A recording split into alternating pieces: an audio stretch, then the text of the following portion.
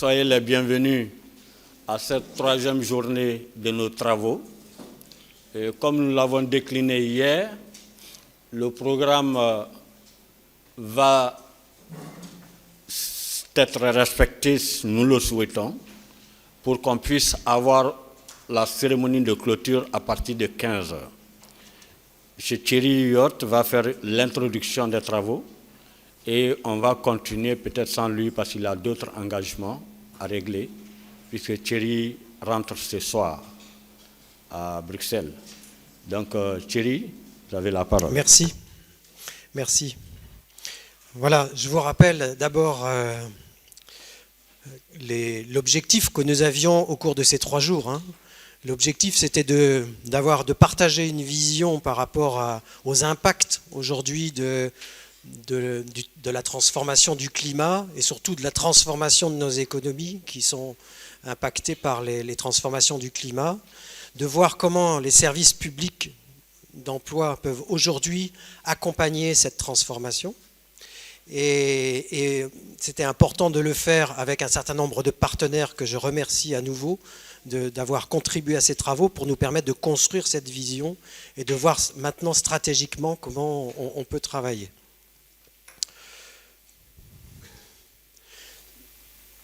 Bon, c'est pas ça que je voulais vous montrer. Voilà, c'est l'agenda. Donc là, nous sommes à la 3e journée.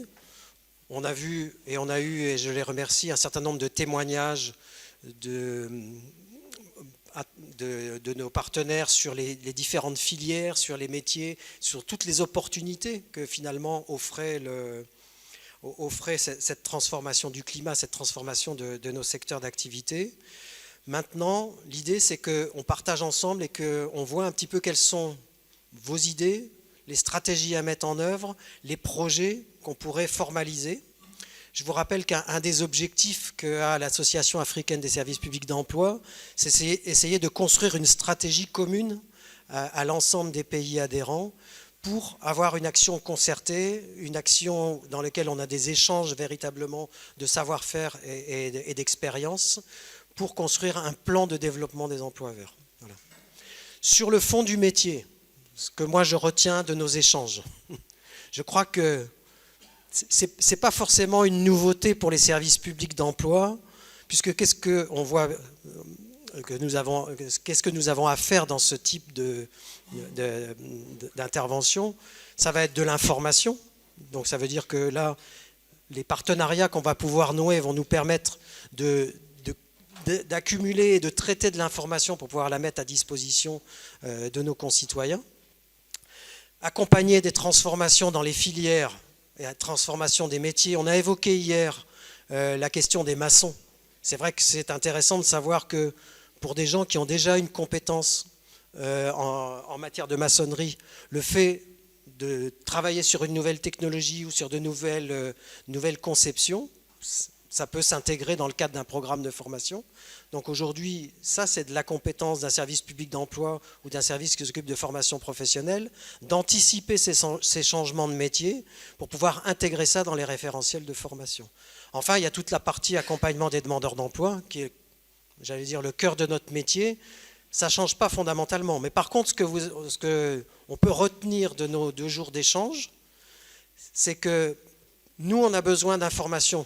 Un service public d'emploi se nourrit d'informations, se nourrit de son environnement pour pouvoir adapter son action.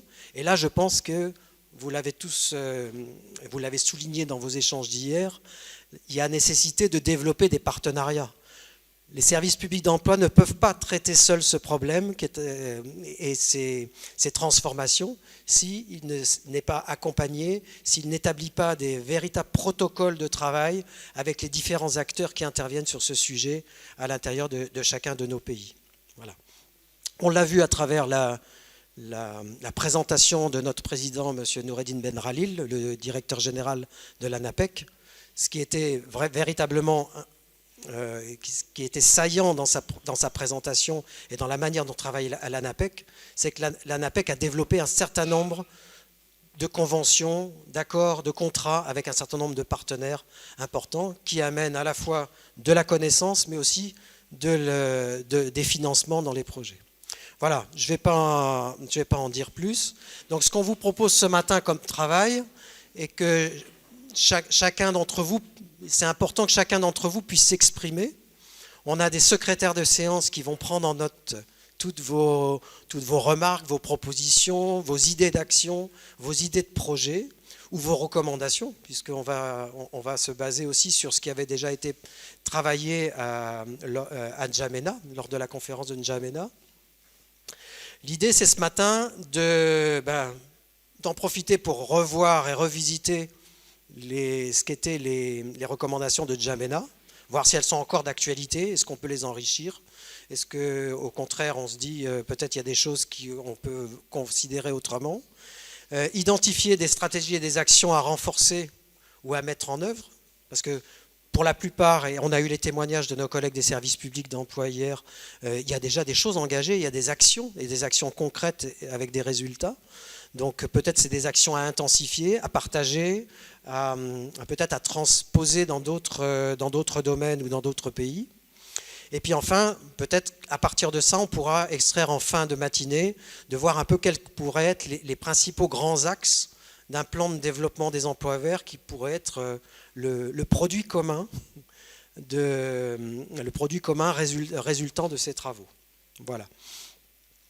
Après, donc je ne reviens pas sur le reste du programme, on aura les cérémonies de clôture et normalement on verra, j'avais mis 14-15 heures, on verra à quel moment peut intervenir la cérémonie de clôture.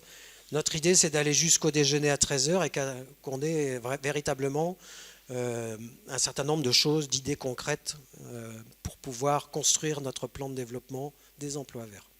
Voilà, je vous remercie. Thierry, je pense que... Je vous laisse à l'affichage les recommandations telles qu'on les a repris du rapport qui avait été produit suite à la conférence de N'Djamena. Voilà. On le laissera peut-être à l'écran pendant tout le temps de la discussion. Je rappelle que la conférence de N'Djamena, c'était du 11 au 13 décembre 2018, et où il y avait quand même la région Afrique, la région Europe, et je crois un représentant de la région Asie-Pacifique. Donc, merci beaucoup Thierry.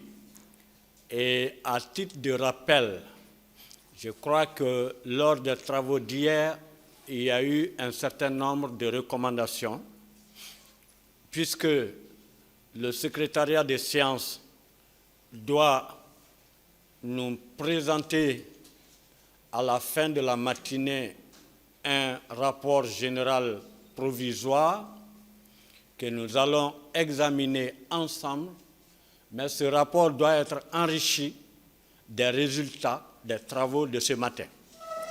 Donc il est bon que nous soyons en parfaite harmonie avec le secrétariat. Je rappelle hier quelques fortes idées qui ont émergé dans nos débats, en plus de ce que Thierry vient de dire. Nous avons convenu que l'ACEP et l'AMCEP devraient envisager ensemble l'élaboration d'un répertoire des emplois verts. Je pense que ça a été une forte recommandation. Ensuite, qu'on devrait s'inspirer tous, là où il n'y en a pas, de l'exemple de la RD Congo en matière de création d'un centre d'études et de formation sur les emplois verts. Je pense que ça peut être une structure qui peut nous être utile à tous là où ça n'existe pas. Nous avons convenu également l'intégration des compétences écologiques et environnementales telles que ça a été recommandé par l'un de nos présentateurs hier dans le cursus académique et universitaire, à partir des grandes écoles et universités, que dans le cadre de partenariats tels que Thierry l'a dit tout de suite, que les SPE aillent vers les universités pour améliorer leur programme de formation, d'enseignement, en intégrant des modules qui portent sur l'écologie, l'environnement, les emplois verts et en général l'économie verte.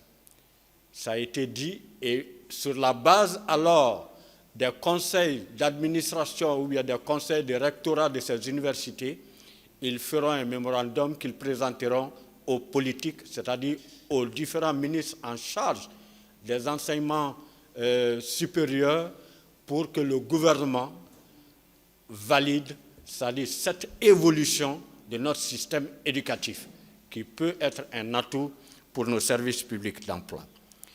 Et il a été recommandé également que chacun de nous, dans nos communautés, dans nos services, à nos lieux de causerie, que nous adoptions des comportements écologiques.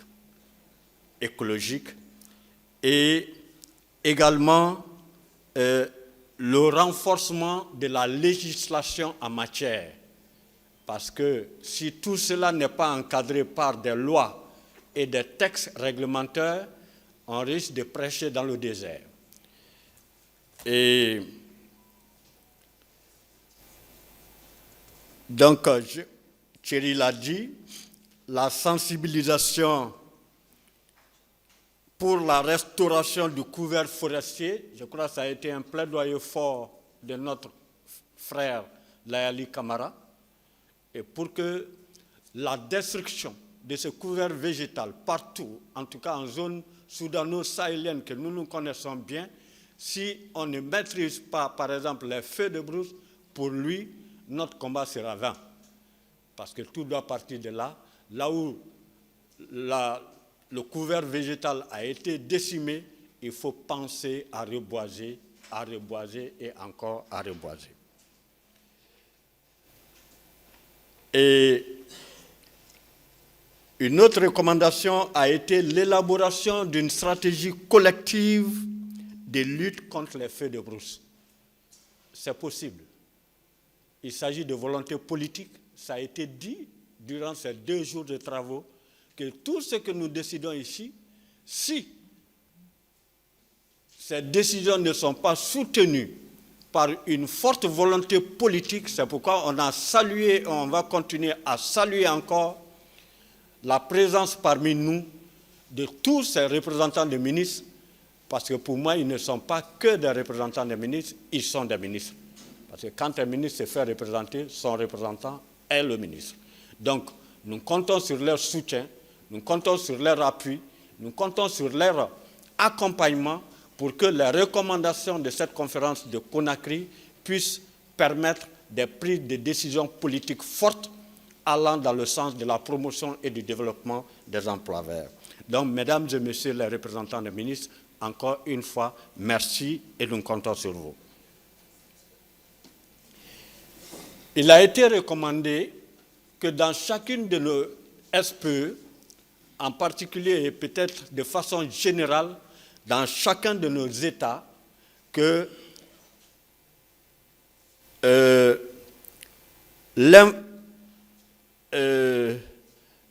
l'emploi vert soit désormais considéré comme une alternative au chômage, à la lutte contre le chômage et à la réduction de la pauvreté. Ça a été une recommandation forte et effectivement, si nous parvenons à faire des emplois verts une alternative qui est d'ailleurs crédible déjà contre le chômage et en faire un outil, un moyen de lutte efficace contre le chômage et le sous-emploi, je pense que cette recommandation mérite aussi d'être soutenue. Et l'autre aspect que Thierry a dit, c'est l'information, l'éducation et la communication. Ça a été démontré à travers toutes les présentations que sans information, sans communication, tant que nous n'irons pas aux autres acteurs du marché du travail, tant que nous n'irons pas aux autres acteurs de la scène politique, tant que nous n'irons pas aux acteurs sociaux, aux acteurs économiques, nous n'atteindrons pas de résultats probants. Donc, il faut que nous inscrivions cela au cœur de nos prochaines activités que les services d'emploi public doivent aller vers les autres acteurs, vers les autres partenaires, ou les acteurs, même en allant vers eux, s'ils sont des acteurs, nous voulons qu'ils deviennent désormais des partenaires. Et cela n'est possible que si nous sommes assidus dans le contact. Et enfin, notre sœur Madame Bangoura a insisté. Elle a encore insisté sur la nécessité de l'implication des communautés locales et des collectivités territoriales dans toutes nos stratégies de promotion et de développement des emplois verts. Et ça, il le faut. Tous les pays aujourd'hui sont à la décentralisation, à la déconcentration du pouvoir. Et cette décentralisation et cette déconcentration se fait pour rapprocher davantage nos communautés au centre des décisions, ou rapprocher les centres de décision aux communautés locales à travers les collectivités territoriales. Donc, c'est des acteurs incontournables. Donc, que chacun, désormais, dans nos plans d'action ou dans nos plans de travail annuels, que nous inscrivions cela comme une action prioritaire, non pas seulement pour la seule promotion des emplois verts, mais dans toutes nos actions. Un projet qu'on conçoit pour une communauté ne doit pas être conçu sans l'apport, sans l'implication de la communauté. Nous nous en sommes pleins, nos États s'en sont pleins, avec certains partenaires qui concevaient de Paris, New York, Séoul, des projets pour l'Afrique, sans les Africains. Mais ça ne peut pas marcher. Ça ne peut pas marcher. Donc nous aussi, on doit s'inspirer de ces expériences-là pour que désormais les communautés avec lesquelles nous sommes appelés à travailler, nous sommes condamnés à travailler, soient au cœur de toutes nos stratégies de développement et de promotion des emplois verts. Ça, nous l'avons vu qu'il faut à cela des partenariats solides, des partenariats avec les communautés, des partenariats avec les associations, des partenariats avec les ONG, des partenariats avec des acteurs institutionnels, parce qu'aucun département à lui seul, aucun département sectoriel, ministériel à lui seul ne peut promouvoir l'emploi, ne peut développer les emplois. Aucun. Donc il faut, avec le ministère de l'enseignement technique, les ministères du tourisme, les ministères de l'éducation, les ministères de l'énergie, de l'eau, de l'assainissement, avec l'ensemble de ces ministères, il faut que nous puissions travailler ensemble pour aller à ce développement et à cette promotion des emplois verts. Donc voilà, mesdames et messieurs, résumé, je pense que le secrétariat sera plus exhaustif que Thierry et moi, mais c'était juste quelques rappels pour démarrer les travaux de ce matin, parce qu'on va vous donner la parole. Nous, on a dû omettre, on a dû oublier beaucoup de parties que vous avez certainement retenues, ou vous avez, la nuit portant conseil, vous avez pensé à de nouvelles idées, à de nouvelles visions, avec lesquelles nous allons enrichir les travaux précédents. Merci beaucoup. Merci.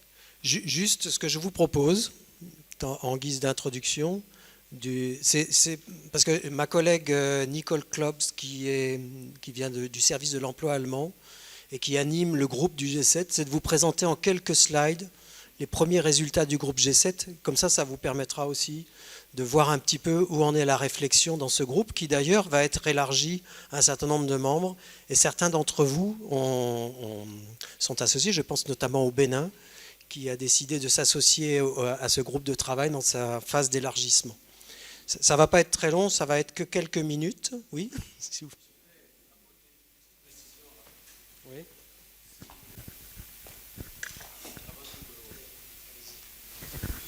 Bien, Monsieur le modérateur, on vous remercie très sincèrement de faire ce ramasser-là avec toutes les recommandations que vous venez de décliner. Alors, je voudrais rajouter ceci. Je ne sais pas si c'est moi qui ai fait une mauvaise lecture, mais parmi ces recommandations, je voudrais, dans la mesure du possible, que nous pensons à un financement.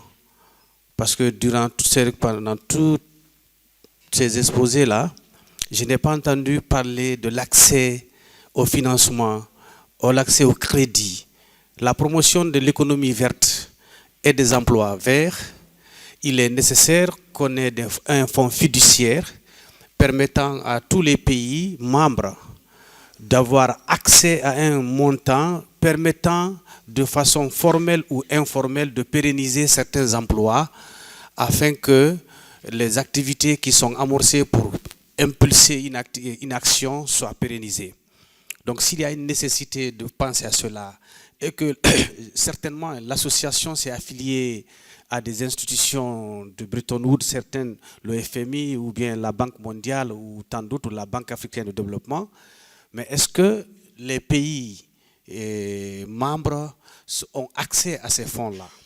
Donc je formule ce plaidoyer afin que nous puissions réfléchir là-dessus et voir comment est-ce que les pays membres peuvent avoir accès à ces fonds. Deuxièmement, est-ce qu'il y a une possibilité d'échange d'expérience entre les pays membres? Tous les pays membres, s'il y a une possibilité qu'il y ait des échanges d'expérience afin qu'on puisse former un certain nombre de personnes affiliées à une activité propice qui évolue dans le cadre de l'écologie verte. Je demande si cela aussi peut propulser le mouvement. Voilà quelques recommandations que je voudrais ajouter. Je vous remercie. Merci. C'est déjà Merci des beaucoup, premières monsieur propositions. Sur la question des financements, ça fait partie des points qu'il faut qu'on discute ensemble, parce qu'aujourd'hui, les travaux que nous menons intéressent un certain nombre de bailleurs, mais qui attendent un petit peu de voir s'il émerge des choses concrètes. J'ai eu un échange il y a 10 jours, notamment avec la Banque mondiale, et la Banque mondiale a un service à Washington qui s'occupe et qui se préoccupe de l'accompagnement justement des politiques d'emploi et des services publics d'emploi, et qui disait, nous, si vous avez des idées, peut-être qu'on peut financer. Donc voilà. Et ça, c'est ce que dit la Banque mondiale, mais c'est ce que disent beaucoup de financeurs, qu'ils soient des financeurs locaux, africains, je pense à des banques de développement, ou la Banque africaine de développement, ou d'autres bailleurs. Je crois que l'important, c'est que nous, on arrive avec des projets concrets, en plus des projets concrets, des coordinations. C'est-à-dire que si on démontre qu'on est sur un projet qui engage un certain nombre d'acteurs et des partenaires avec des résultats mesurables et concrets, vous savez comment sont les financeurs, ils aiment bien voir à quoi servent leurs investissements. Je pense que là, on aura des possibilités. Et sur le partage des pratiques, pour terminer sur ce sujet-là, c'est l'objet, je crois que c'est un des objets du plan de développement des emplois verts que veut porter la ACEP, c'est véritablement qu'on se construise un agenda de travail avec tous les partenaires qui accepteront de venir nous apporter, parce qu'on parlait hier par exemple de dédier des conseillers sur ces questions, que ce soit pour travailler avec certains secteurs ou travailler avec certains publics pour les amener à développer des activités autour de l'environnement et des emplois verts. On ne le fera pas tout seul. On a besoin, pour construire ces programmes, de les acculturer. Et pour ça, on aura besoin de vous. Voilà, très franchement. Bien, il y a un autre aspect. C'est ce que, monsieur le modérateur, si vous nous permettez, afin qu'on puisse penser à la rédaction d'une stratégie de capitalisation, de création et d'insertion des emplois verts au niveau des pays. Parce que là, quand il y a la stratégie qui existe, la GIP qui est le point focal de la CEP au niveau de la République de Guinée peut fédérer toutes les actions, les activités, la création des emplois verts et qu'on puisse capitaliser ça à la fin de chaque année. Et comment créer un emploi vert? Si la stratégie est élaborée, je pense qu'une organisation non gouvernementale ou bien la société civile peut penser et venir au niveau de la GIP, prendre la stratégie et toutes les pistes sont déjà orientées. Et là, ça permettra à bien gérer les actions écologiques. Je me suis posé une question hier. On dit développement de l'économie verte qui suscite des emplois verts. Mais la majeure partie des panélistes qui se sont déroulés hier, c'est vrai, on a parlé de l'emploi vert, mais il y a eu d'autres emplois qui ne sont pas verts qu'on a déroulés. Est-ce que les emplois, c'est de façon générale, ou bien ce sont les emplois relatifs à l'économie verte qui suscite les emplois verts? Voilà l'interrogation que je m'étais posée la nuit. Merci beaucoup, M. Merci. Baldé. Oui. Thierry l'a dit, vous avez anticipé sur les échanges de ce matin, ce n'est pas mauvais.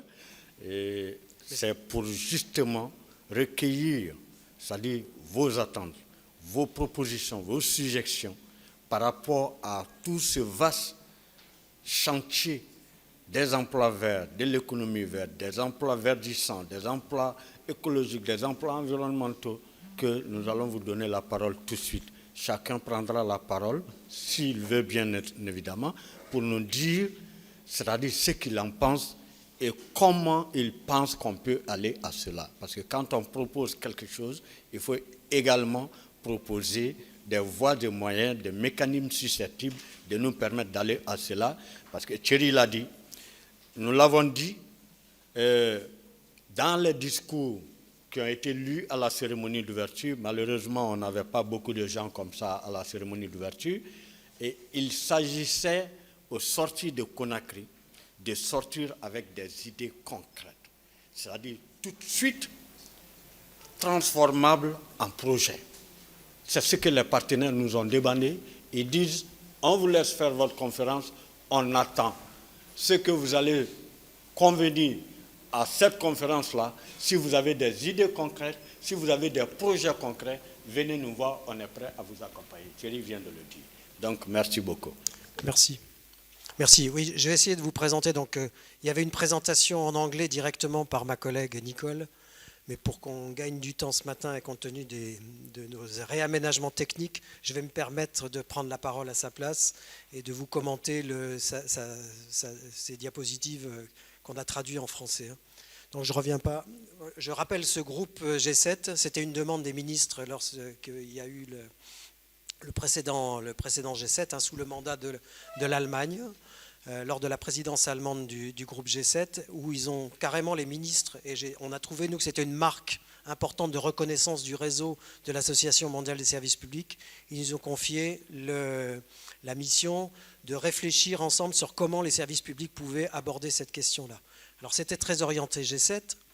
On s'est dit, nous, on veut bien prendre cette mission-là, mais accepter le principe qu'on l'élargisse ensuite à l'ensemble des pays membres, parce que la vision, vous comprendrez, du G7 en matière de transformation climatique est forcément pas tout à fait la même, ni avec les mêmes moyens derrière que les autres pays membres. Voilà. Je ne reviens pas sur la Convention des Nations Unies sur le climat. Il y a un engagement qui est fort. Vous retrouvez ici la phrase de Simon Stiel sur le secrétaire exécutif qui est chargé de tout ce qui touche au changement du climat. Voilà, il dit qu'on manque de temps, mais on ne manque pas d'options. Et effectivement, les travaux de ces 2 jours nous démontrent qu'on ne manque pas d'options. Sur l'aspect ce qu'on a appelé le European Green Deal, il y a pour 2030 déjà un plan européen qui est engagé sur les objectifs climatiques qui visent à réduire les émissions de gaz à effet de serre. Et on sait que c'est très compliqué par rapport aux économies telles qu'elles sont constituées aujourd'hui. Et ensuite, 2050, il y avait véritablement une ambition de l'Europe d'aller et de devenir complètement neutre. Le G7, donc je ne reviens pas là-dessus. Les 7 pays, je vous les rappelle rapidement, il y a le Canada, la France, l'Allemagne, l'Italie, le Japon, le Royaume-Uni, les États-Unis. Et donc l'objectif du groupe de travail, c'était vraiment de commencer à réunir un petit peu toutes les initiatives qui sont déjà engagées par rapport à ce qu'on appelle, nous, le verdissement de l'économie. Parce que votre remarque était pertinente. Il y a des métiers réellement qui émergent de l'économie verte, avec des nouvelles filières, avec véritablement des nouveaux métiers avec des compétences particulières. Mais il y a la plupart des métiers, parce que tous les secteurs d'activité sont touchés, intègrent des éléments de l'écologisation et du verdissement. Vous voyez qu'on se rejoint. Le travail du groupe G7, c'était excusez-moi, c'est qu'il y a un minutage sur ce truc. C'était l'idée de produire aussi un catalogue d'actions. Donc c'est pour être intéressant, c'est que dans les initiatives et les contributions des pays membres de la ACEP qui vont contribuer maintenant à l'élargissement de ce groupe de travail, la question du catalogue peut prendre vraiment une dimension importante. Et puis l'idée, c'était de partager avec les autres membres ce qui est exactement l'objectif de notre travaux aujourd'hui. Donc les communications du groupe de travail, on en revient exactement, je ne vais pas tout détailler les éléments de la slide, vous les aurez, hein. Mais on est sur l'information sur le marché du travail. Ce qu'on s'est dit ce matin à l'ouverture et ce qu'on se dit depuis 2 jours, c'est que nous, service public d'emploi, on a besoin d'avoir de l'information en amont pour pouvoir anticiper, pour pouvoir accompagner, à la fois informer les demandeurs d'emploi, mais aussi accompagner les transformations ou les développements de compétences qui sont particuliers. Donc ça, vous voyez, c'est les 2 premiers points. L'élaboration et la mise en œuvre de mesures de formation, de faire des plans d'accompagnement sur cette transformation du marché du travail. C'est vrai que dans pas mal de pays, on mobilise des incitations. Il y a des incitations financières pour les entreprises, il y a des incitations financières pour certaines personnes qui vont reprendre des activités.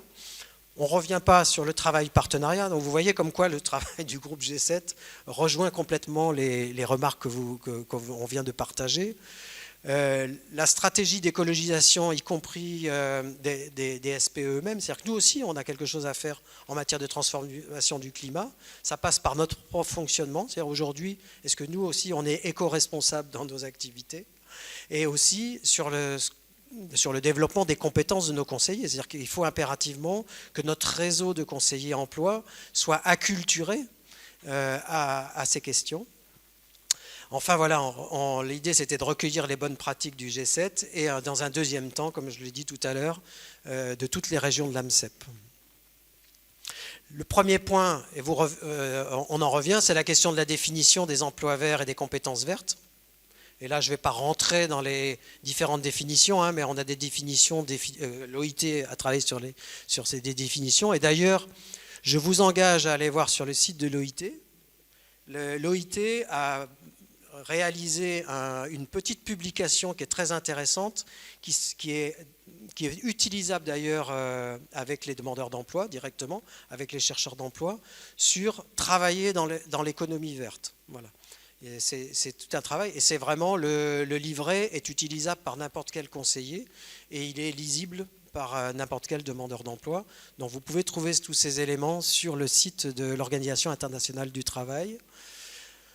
Bon, je ne vais pas vous lire la définition, on l'a déjà évoqué hier, et vous voyez que c'est à la fois on contribue et, sur la contribution, et donc à la fois des métiers qui émergent directement et en même temps des métiers qui contribuent. Les services en ligne basés sur les emplois verts, donc là c'est pareil, hein, parce que c'est dans les activités de beaucoup de services publics, c'est la mise à disposition d'informations, c'est la mise à disposition de conseils à travers des plateformes, et vous avez un certain nombre de pays qui ont créé des plateformes avec des partenariats dédiés à l'information sur les emplois verts, à l'information sur les dispositifs de formation qui existent en matière de développement des compétences sur ce sujet. Voilà. Et donc on dit que ça nécessite des compétences spécialisées, bien évidemment. Sur les services aux demandeurs d'emploi, beaucoup de services publics aujourd'hui développent des services d'information virtuelle, font des petits événements virtuels. C'est-à-dire qu'ils organisent une conférence en ligne, ça peut être sur les réseaux sociaux ou sur des choses comme ça, avec l'intervention de partenaires ou l'intervention de gens qui représentent les filières et qui sont capables de présenter. Décidément, le minutage est un peu court. Voilà. Et donc notamment, parce que ce qui est important pour les demandeurs d'emploi, c'est qu'on leur propose des filières de formation pour soit faire évoluer leurs compétences, on parlait des maçons ce matin, et à travers l'expérience du biogesteur, mais c'est aussi peut-être sur de nouveaux métiers.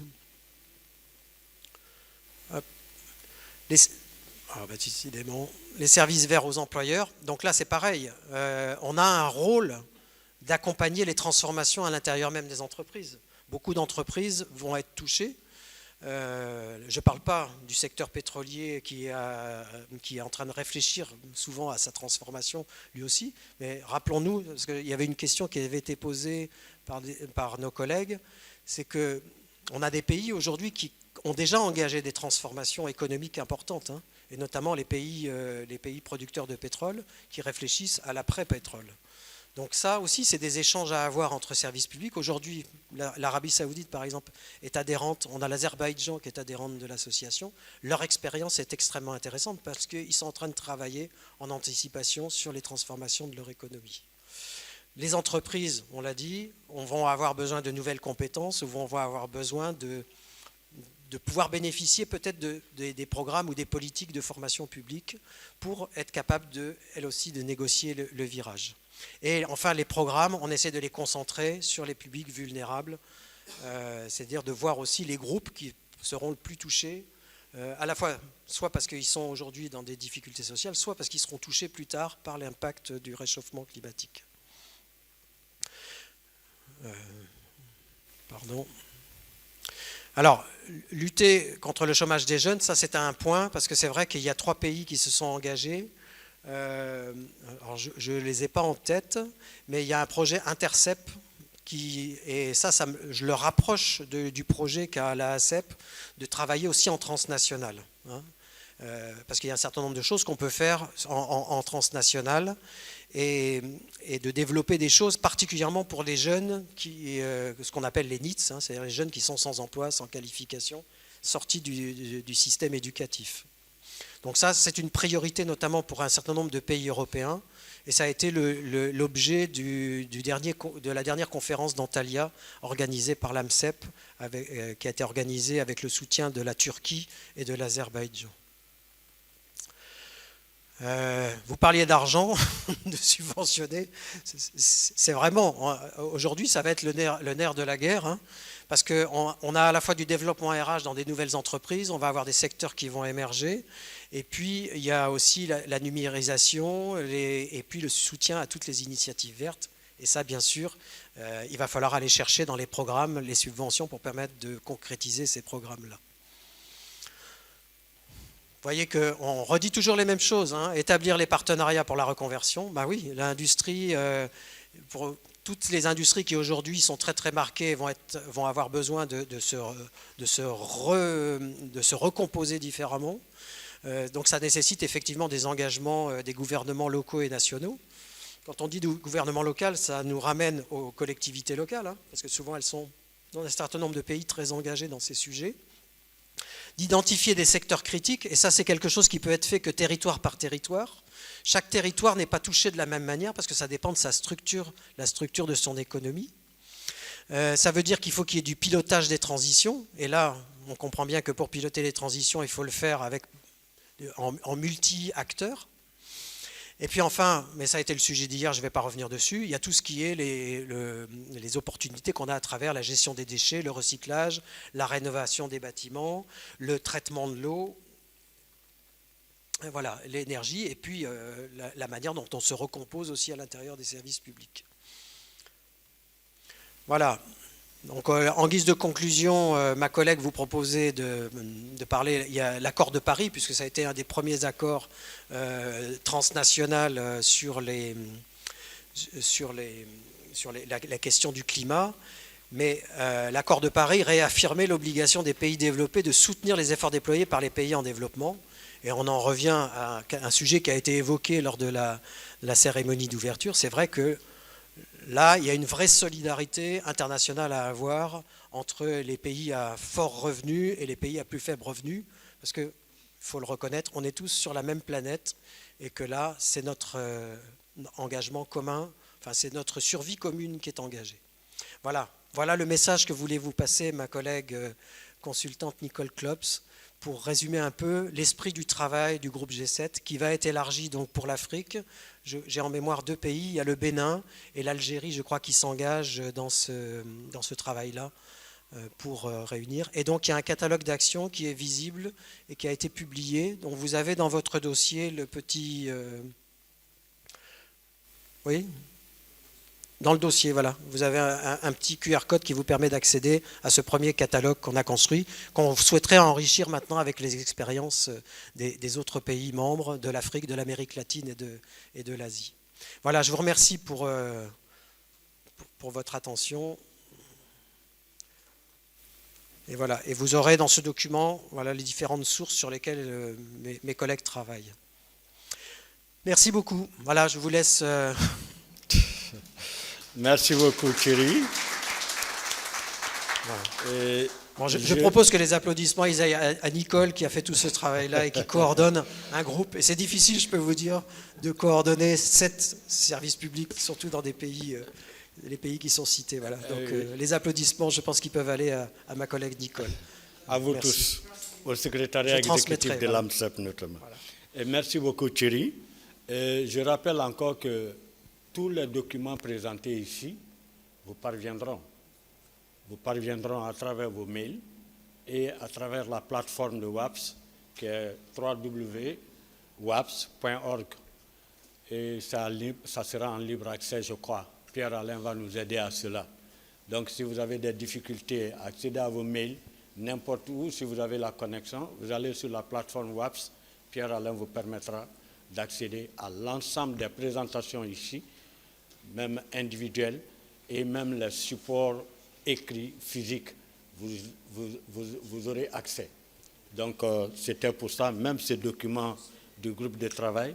Et je rappelle aussi que le Bénin a été désigné par la région Afrique. C'est le président, en concertation avec le directeur général du Bénin, qui a accepté de faire partie de ce groupe de travail. On remercie le Bénin pour sa disponibilité, parce que souvent, il faudrait que nous ayons à l'esprit que la seule présidente de l'ACEP ne peut pas tout faire.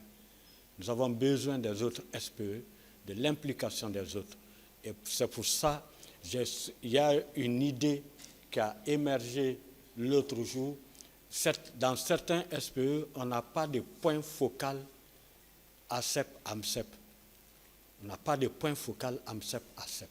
Donc, il faudrait que tous les pays présents ici, que ce soit un message fort que vous allez rapporter à vos directeurs généraux et à vos politiques pour que, désormais, il soit désigné un point focal en charge des questions AMCEP-ACEP dans vos SPE. Et l'autre idée qui a été émise hier également, qu'on a oublié de rappeler ce matin, quelqu'un a proposé que dans tous les départements ministériels sectoriels, qu'il y ait un point focal emploi vert, en coordination avec le SPE, en coordination avec l'ensemble des autres partenaires et acteurs des questions de climat, des questions environnementales. Et je pense que c'est une très bonne recommandation également, parce que si chacun évolue de façon diffuse comme ça, et qu'on n'est pas quelqu'un qui est responsabilisé par rapport à ça, à qui, quand on a besoin de poser des questions, d'informations, de collecter des renseignements, des informations par rapport à telle ou telle activité, ça peut poser problème. Parce qu'on va t'envoyer à X, X va te dire non, c'est à Y, mais si officiellement un acte désigne quelqu'un en charge de ces questions-là, c'est plus facile d'alors d'échanger, de partager, et ça rend beaucoup plus efficace nos actions. Et on va observer une petite pause de 15 minutes pour vous permettre de prendre le petit café. Mais entre-temps, je vous informe que M. Landry Medemey est parmi nous depuis hier soir. Il est le directeur commercial Afrique pour WCC. WCC est une structure mondialement connue et reconnue dans le développement de logiciels d'intermédiation sur le marché du travail. Donc c'est un outil dont les services publics d'emploi peuvent vraiment solliciter, qu'ils peuvent solliciter. Il est là, il est arrivé hier soir. Monsieur Mail, vous pouvez passer pour qu'on vous voit. Et voilà, pour ceux qui veulent savoir davantage sur votre structure, vous êtes disponible. Je sais que vous êtes venu avec suffisamment de cartes de visite, parce que c'était le cas à Antalya pour votre directeur. Merci beaucoup d'être là. Merci. Merci beaucoup de m'accueillir. Je suis Landry Maïdemaï, je suis en charge des activités WCC en Afrique. WCC, c'est un éditeur de logiciels néerlandais qui a des bureaux un peu partout dans le monde, aux États-Unis, côte ouest, côte est. Nous avons également des bureaux en Malaisie. Nous avons une grosse activité en Malaisie, en Asie. Et notre siège social est à Utrecht, à 40 minutes d'Amsterdam, aux Pays-Bas. Donc nous avons aujourd'hui, en termes de référence, quasiment tous les SPE du monde que vous connaissez pour l'emploi en France. Je commencerai par eux. L'Allemagne, les Pays-Bas, la Belgique, le Costa Rica, voilà, la Suède, donc la Malaisie. En Afrique, la Tunisie, pour votre information. Et puis, dernière information qui va tomber, qui est déjà dans le pipe, qui va être confirmée, la Nouvelle-Zélande. Voilà, donc c'est pour vous montrer à quel point notre logiciel tient compte des développements. Et je suis très heureux d'être là aujourd'hui pour la question justement des emplois verts.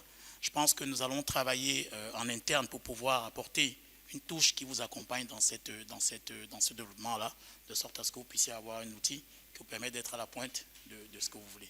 Merci encore, M. Noumbari, de me donner la parole. Je suis à votre disposition tous, tant que vous êtes. J'ai quelques cartes de visite et je saurai répondre humblement à vos questions sur notre logiciel. Merci. Merci beaucoup, M. Demel. Je précise que depuis hier soir, le président a souhaité que l'AMSEP tienne compte de l'implication de WCC dans l'élaboration de l'étude de faisabilité dans l'accompagnement pour la mise en place du boulevard africain d'intermédiation. Donc, voilà, M. Thierry, le message est passé.